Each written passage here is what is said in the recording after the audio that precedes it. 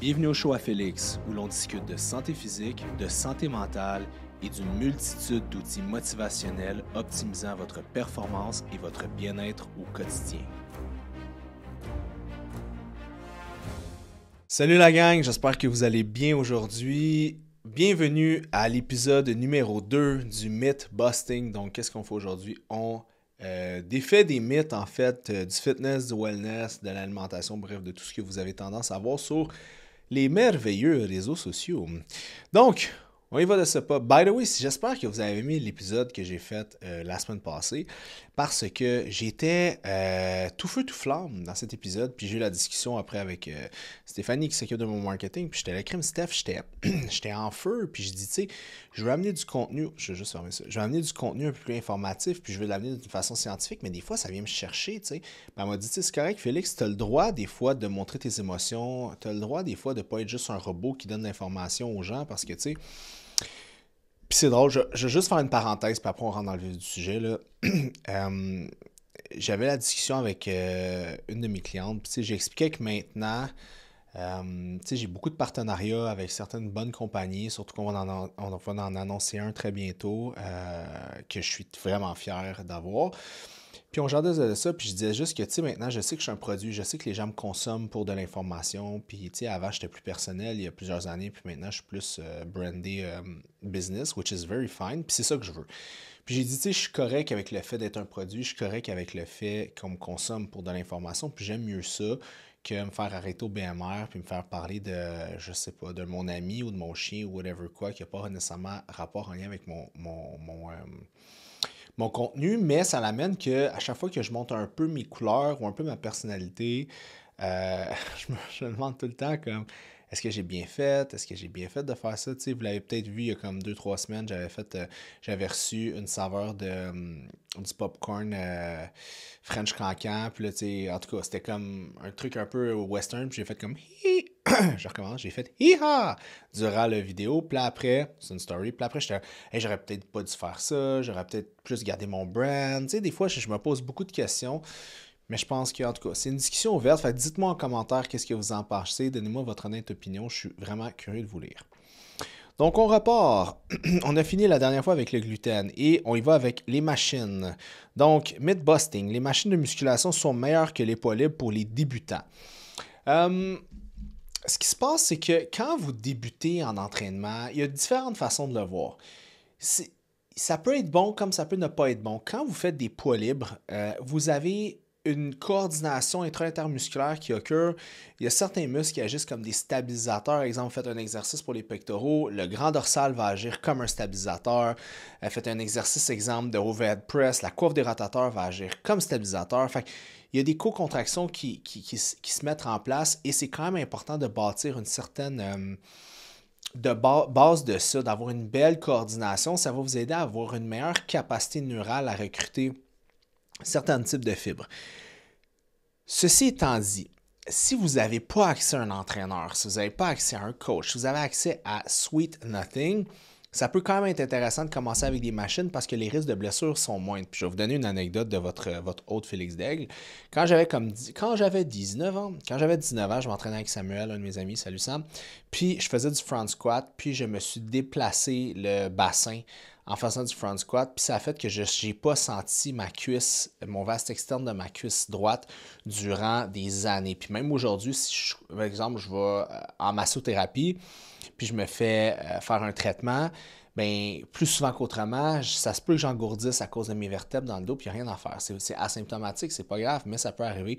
Fait que si si on m'avait appris comment faire un front squat de la bonne façon, qui est un mouvement qui est quand même assez complexe, ben, turns out que probablement je me serais pas blessé, mais j'avais pas d'entraîneur, j'avais pas l'argent. En fait, j'avais un gars qui faisait mes trainings, mais j'avais pas d'entraîneur avec moi pour regarder mes techniques. Si j'en avais eu un compétent, probablement j'aurais pas eu ça. Fait que, tu sais, oui, les poids libres peuvent être, à mon sens, une meilleure alternative au début pour bâtir cette espèce de capacité de recrutement au niveau de vos motoneurones puis tout ça, mais en même temps, il faut être assisté. Si vous êtes débutant, vous êtes mal à l'aise, vous êtes inconfortable, commencez avec des machines. Assurez-vous juste que les machines sont de qualité. C'est pour ça que moi, dans mon gym, ça va être toutes des machines à la base des modèles Precor.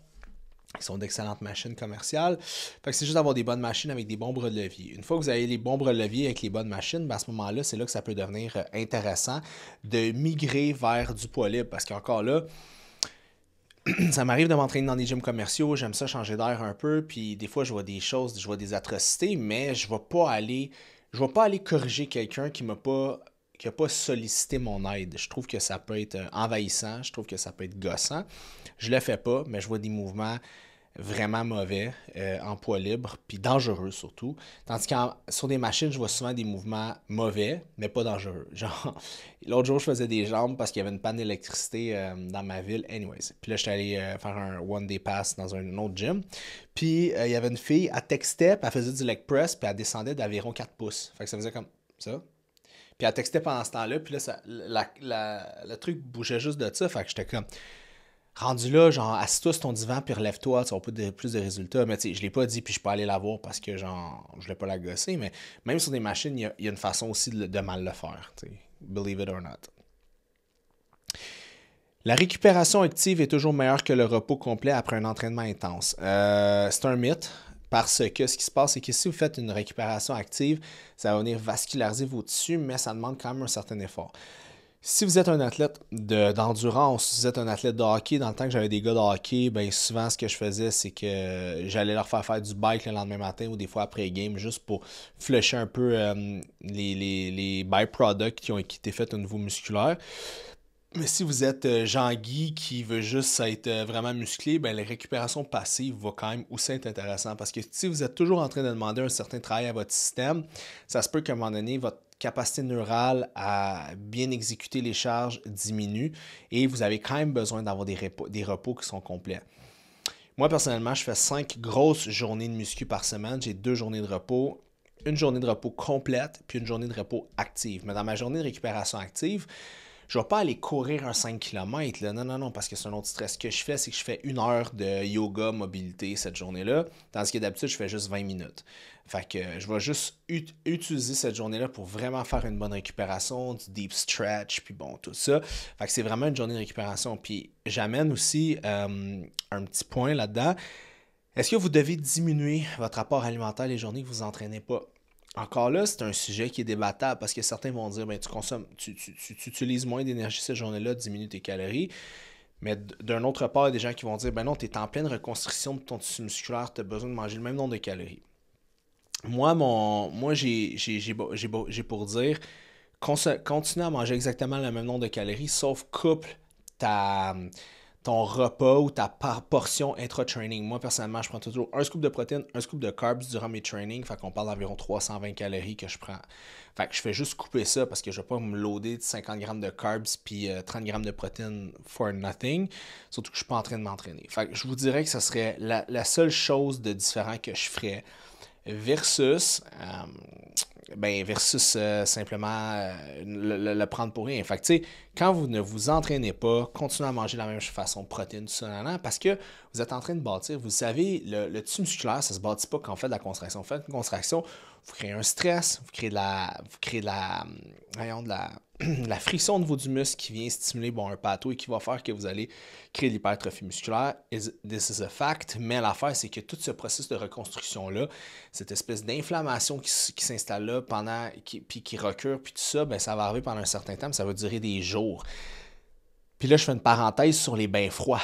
Tu sais, les gens disent souvent, même Huberman le disait, puis quite frankly, il se trompait par rapport à ça, que si l'inflammation systémique créée après un entraînement d'hypertrophie musculaire qui est bon pour l'hypertrophie, exemple, va durer pendant 3-4 heures, puis par la fraie, tu peux prendre ton bain froid, puis ça n'aura pas d'incidence. La réponse est que malheureusement, c'est faux parce que cette inflammation systémique-là peut durer pour 2 journées. Fait que les bains froids, c'est vraiment bon si vous ne voulez pas faire d'hypertrophie, puis si vous voulez juste faire une meilleure récupération, vous entraîner longtemps. Les bains froids, c'est bon simplement pour la résilience, la santé cardiovasculaire, mais moi, j'utilise les bains froids pour une seule chose, c'est faire mes contrastes de température après des saunas. Moi, je suis un puriste. Je ne suis pas le genre de gars qui va me garocher dans un bain froid à 6 heures le matin pour vivre un rush d'adrénaline comme de la cocaïne. Non, c'est pas mon vibe. Mais après, par exemple, un sauna qui est très, très, très chaud, je vais faire une immersion d'1 minute à 2 minutes, simplement comme ça. Fait que ces contrastes-là sont intéressants et à mon sens, quand c'est une chaleur extrême, à la limite, même ça l'engendre plus d'inflammation. Fait que c'est bénéfique pour l'hypertrophie, mais par la suite, je pense pas que 60 secondes de fraîcheur va inhiber à ce moment-là. C'est les fameux bains froids 3, 4, 5 minutes que les influenceurs aiment faire à tous les jours, and so on. Là, ça peut devenir problématique pour l'hypertrophie. Prochain point. Les aliments riches en cholestérol augmentent toujours le taux de cholestérol sanguin. Non, ça, c'est pas vrai. Parce que ce qui se passe, c'est que le cholestérol alimentaire puis le cholestérol sanguin, c'est deux affaires complètement différentes. C'est pas parce que tu manges des jaunes d'œufs que ça va augmenter ton cholestérol sanguin. C'est pas parce qu'il y a du cholestérol dans ton jaune d'œuf, comme dans les crevettes, que ça va augmenter ton cholestérol.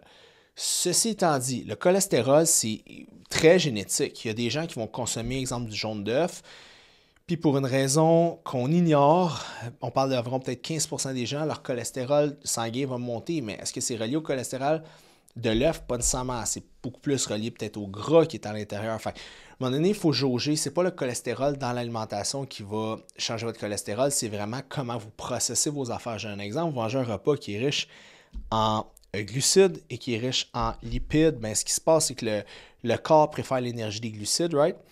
Fait qu'il va utiliser les glucides comme ressource énergétique, il va stocker le gras pour plus tard. Le problème, c'est que là, à un moment donné, si vous faites toujours ça, bien, c'est là que vous pouvez commencer à débalancer votre cholestérol. C'est pour ça que les gens souvent disent ce qui augmente ton LDL, ton mauvais cholestérol, parce qu'il n'y a pas vraiment un bon et un mauvais. Il y en a un, il amène là, l'autre amène ici, puis bon, en tout cas, on fera une capsule sur le cholestérol un jour, si vous voulez. Puis qu'est-ce qui se passe, c'est que si tu utilises toujours des carbs, cholestérol, carbs, gras, ben l'affaire, c'est que ton corps préfère toujours utiliser la cheap energy qui est les glucides, which is fine. Fait qu'il va stocker. Fait qu'à la longue, c'est pour ça que les gens disent souvent que les diètes riches en sucre ont un pire impact sur le taux d'LDL que le gras lui-même. C'est pas que le gras, c'est merveilleux, c'est beau, c'est bon, pas ça.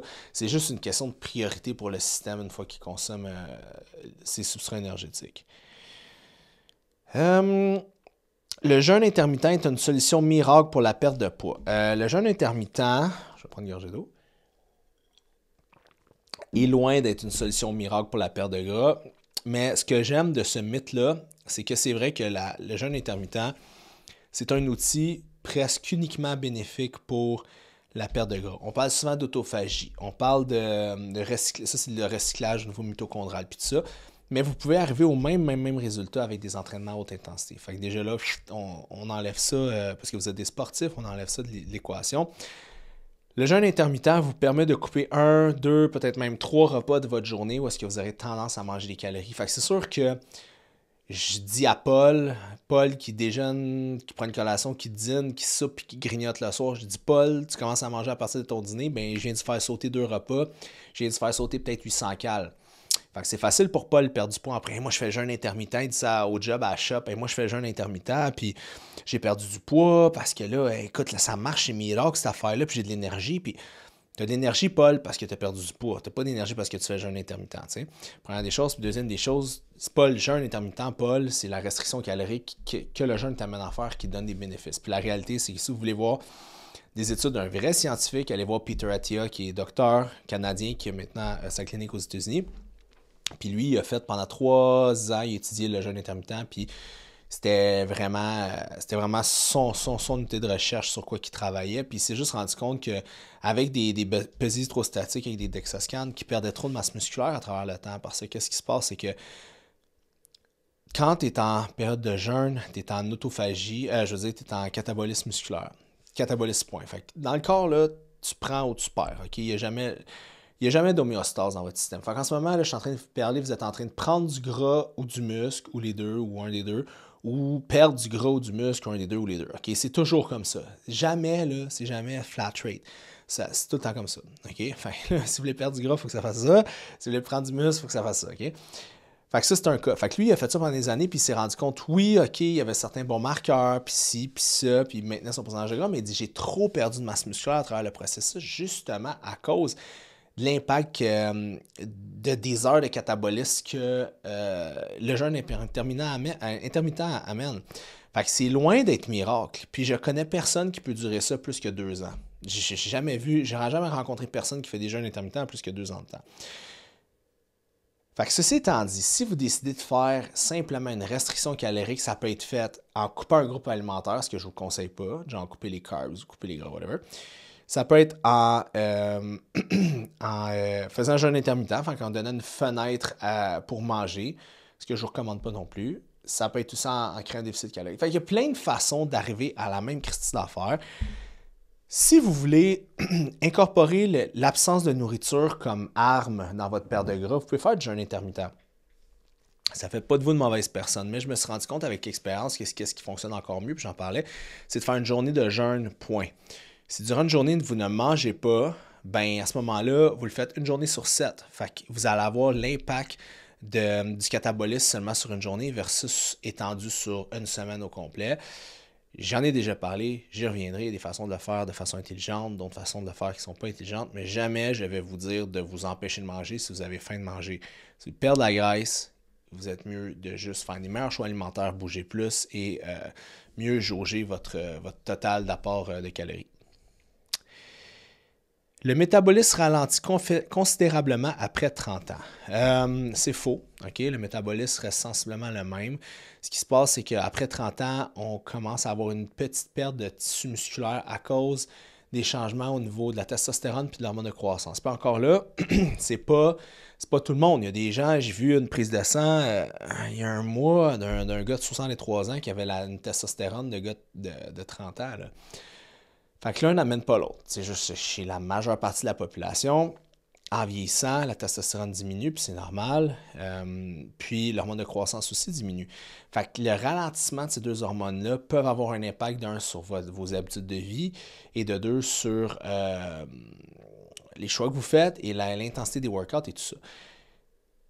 Fait que ceci étant dit, le métabolisme va rester le même. C'est juste que souvent, il va y avoir une légère perte de tissu musculaire, une légère inhibition de l'hormone de croissance. Mais tu sais, puis à même titre que, là, je vais faire un rapport avec la vitamine D, OK? Il y a beaucoup de gens qui disent « Ah, tu sais, la vitamine D, vous l'avez entendu, c'est miracle. » Puis bon, tout le monde aime ça. Mais là, il y a des études qui commencent à sortir qui disent « Est-ce que c'est tant le ratio de vitamine D au niveau du sérum sanguin ou c'est le fait d'être à l'extérieur? » Fait que là, ils sont en train de comparer quelqu'un qui augmente son OH de vitamine D, genre en haut de 130, uniquement de façon synthétique, puis quelqu'un qui l'augmente au niveau du soleil. Puis là, ils ont l'air de dire que, dans le fond, là, oui, la vitamine D, c'est important, nanana, mais c'est peut-être ce qui donne les plus grands impacts, c'est le fait d'être à l'extérieur, contact de lumière sur la rétine, synthèse au niveau de la peau, production de dopamine quand on est à l'extérieur. C'est rare que tu es à l'extérieur et tu n'es pas actif. Tu es souvent moins actif en dedans qu'à l'extérieur, plus actif. Vous voyez ce que je veux dire? Fait que là, on s'en va là. Fait que c'est pour ça que je vous dis que la science, c'est jamais coupé au couteau. Puis c'est important aussi de se poser des questions sur les paramètres puis les contextes. Je m'en allais où avec ça? Vitamine D. Hey, j'ai oublié mon D, ça va pas bien mes affaires. Vitamine D, contexte, cholestérol. On parlait de quoi déjà? Métabolisme ralenti après 30 ans. Oui, c'est ça. Fait que, tu sais, c'est souvent l'impact. Fait que, tu sais, quelqu'un, exemple, qui a moins... Oui, c'est ça. Ce que je voulais dire, excusez-moi pour cette petite aparté-là, c'est que, exemple, les gens vieillissants vont peut-être avoir tendance à être plus sédentaires, moins actifs, ont plus d'argent, fait que souvent vont avoir plus de sous pour consommer plus de nourriture, plus de sous pour aller au restaurant, peut-être prendre plus de vin. Fait que c'est aussi les habitudes qui vont changer à travers le temps. Tu sais, quand tu es étudiant, tu as moins d'argent, tu manges moins, tu es un peu tout le temps à la go, tu n'as pas d'auto. En tout cas, je parle pour moi, j'avais pas de voiture, je marchais, je prenais le métro, j'habitais à Montréal. Fait que, je veux pas, j'étais plus actif qu'en vieillissant. Bon, c'est pas la même chose parce que moi, c'est dans mon domaine puis j'en suis conscient, mais ça peut être ça aussi. Vous voyez ce que je veux dire? Ça peut être juste relié à ça. Fait qu'à un moment donné, il faut regarder le contexte de qu'est-ce que vous décidez de faire, puis il faut regarder le contexte dans lequel vous êtes, puis de vous poser des questions. Tu sais. Le seul changement drastique avec l'âge, c'est que à cause du système nerveux en vieillissant, passé 65 ans, dis-je, il y a une moins bonne réactivité neurale, puis il y a moins de connexion nerveuse au niveau des muscles. Ça meurt ou ça s'affaisse, je ne sais pas comment l'expliquer. Fait qu'est-ce qui se passe, c'est que quelqu'un qui s'entraîne en haut de 65 ans et plus devrait lever, dis-je, moins lourd, mais faire plus de volume pour venir faire un meilleur recrutement au niveau de ses motoneurones, au niveau de ses muscles. C'est ça. Fait que voilà pour ce point. Les protéines végétales sont moins efficaces que les protéines animales sur la croissance musculaire. OK. Ce qui arrive avec les protéines animales, c'est que c'est des blocs d'acide aminé qui sont comme parfaits. OK? Il y a le bon ratio de leucine, isoleucine, valine, glycine, nanana. C'est vraiment sharp. OK? Puis c'est comme la biodisponibilité pour le muscle, c'est comme parfait. L'œuf, le poulet, ces choses-là, c'est quand le bloc d'acide aminé est juste incroyable pour le muscle. Ce qui se passe avec les protéines végétales, c'est que souvent, vous n'avez pas le même bloc d'acide aminé. Fait que c'est une protéine qui est intéressante pour certaines fonctions du corps, mais qui est moins intéressante pour la croissance, l'anabolisme du tissu musculaire. Sauf si vous faites des combinaisons végétales pour aller rechercher un bloc d'acide aminé qui est presque parfait. C'est plus difficile. Je ne suis pas un spécialiste de végétarisme, mais vous pouvez aller sur Internet, écrire comme combinaison, puis ils vont vous donner comme 2 à 3 aliments végétaux à combiner pour venir dupliquer un bloc d'acide aminé qui s'apparente le plus possible à celui de la viande. Puis c'est la même chose pour les protéines en poudre. Des fois, vous allez acheter une protéine végé-protéine. Vous dites, ah, c'est la protéine 30 grammes, 30 grammes. Non. Il faut regarder en arrière. Si vous voyez que c'est juste de la protéine de pois, de la protéine de chanvre, ou whatever what, mais malheureusement, ça ne fera pas la job. Fait qu'il faut vous trouver un blend de protéines où est-ce qu'il y a plusieurs acides aminés de différents aliments végétaux qui viennent refaire presque le bloc d'acides aminés de la viande. À ce moment-là, ça peut être intéressant d'être utilisé comme ça. Mais c'est juste un travail supplémentaire. Puis tu sais, c'est correct, je respecte ça. Les gens qui veulent être dans le végétarisme, il y a des avantages indéniables au niveau du microbiote, au niveau du côlon, au niveau de tout ça, mais ça demande un travail qui est supplémentaire. Manger après 20 heures fait grossir. Non. La seule affaire que manger après 20 heures veut faire c'est de ralentir, en fait, vous faire moins bien dormir. Là. Mais le but, là, c'est dans votre journée combien de calories vous mangez. T'sais, si vous avez pas mangé beaucoup de glucides dans la journée, puis vos muscles sont flats, sont vides de glycogène parce que vous avez bougé, vous êtes entraîné, mais manger un spag le soir va refaire vos réserves de glycogène avant d'aller vous coucher. Fait que techniquement, vous n'allez pas perdre du gras. C'est pas parce que. Puis le corps, indépendamment de l'heure où est-ce que vous vous couchez, ça n'aura pas vraiment d'incidence. Si vous voulez pousser la note, on pourrait parler un peu de. Il y a des études qui montrent que, mettons que tu manges un repas à calories égales, à nombre de glucides égal à 9 heures le matin versus à 9 heures le soir, l'insuline va rester élevée plus longtemps à 9 heures le soir qu'à 9 heures le matin. C'est pour ça que souvent, quelqu'un qui travaille de nuit peut avoir plus de difficultés à perdre du gras. Ceci étant dit, bon, l'insuline, c'est important quand même dans la gestion des hormones, mais ça reste une question de calories en bout de ligne. Fait que, peu importe l'heure que vous mangez, si vous calculez vos calories, vous allez arriver à vos résultats. Par contre, si vous voulez mon humble opinion, c'est toujours mieux de manger plus léger le soir, puis c'est pas une question de perte de gras, c'est une question de sommeil. C'est prouvé que si vous mangez moins avant d'aller vous coucher, vous allez mieux dormir. Moi, je le teste sur tous mes marqueurs de sommeil. Si je ne mange pas dans les 2 heures avant d'aller me coucher, mes marqueurs sont meilleurs.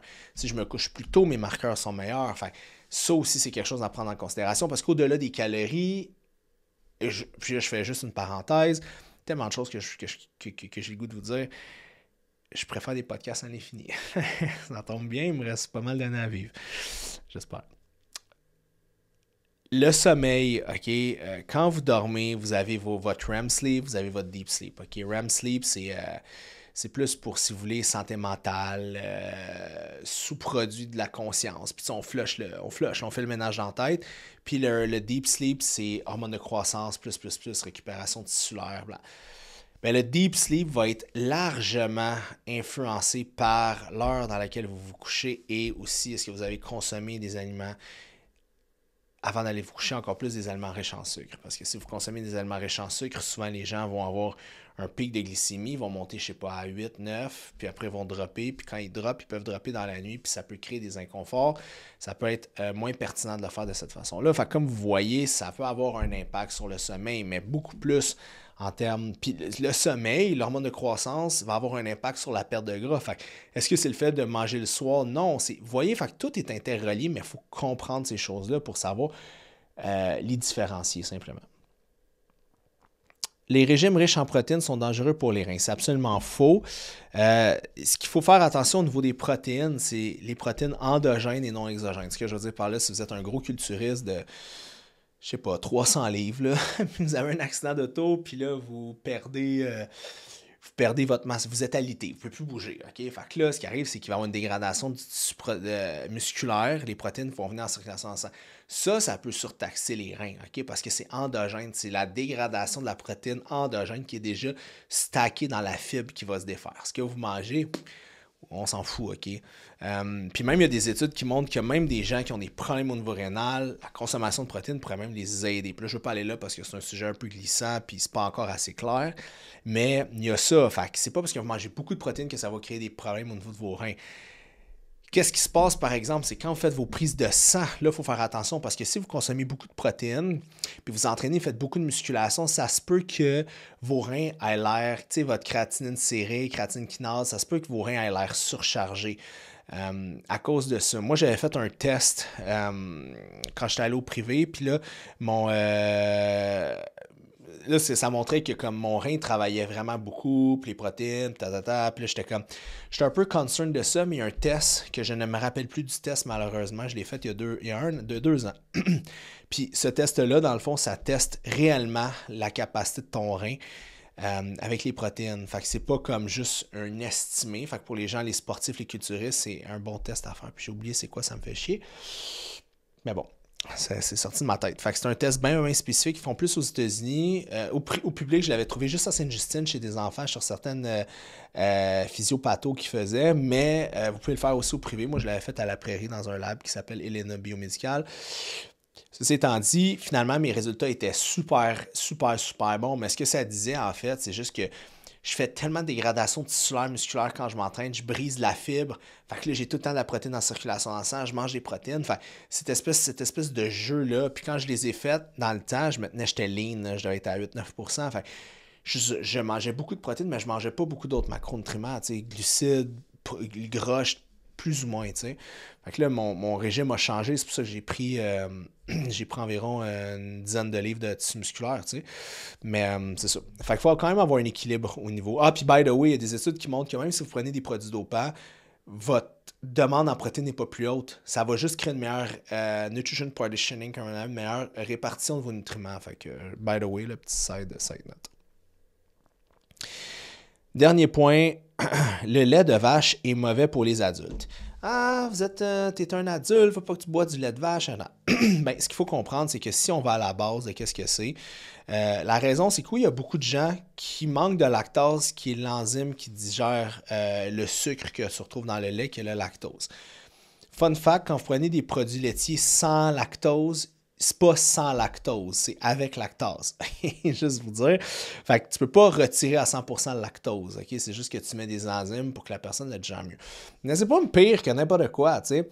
C'est drôle, on entend que le lait de vache, c'est pas bon, mais on va faire manger au monde du foie gras, tu sais, ça n'a pas rapport. Le lait peut être un aliment qui est intéressant. Par contre, il faut aller vers un lait qui est plus intéressant. Souvent, malheureusement, le lait, c'est une protéine de caséine qui est à digestion lente. Puis c'est couplé souvent avec quand même du gras, puis c'est couplé avec du sucre.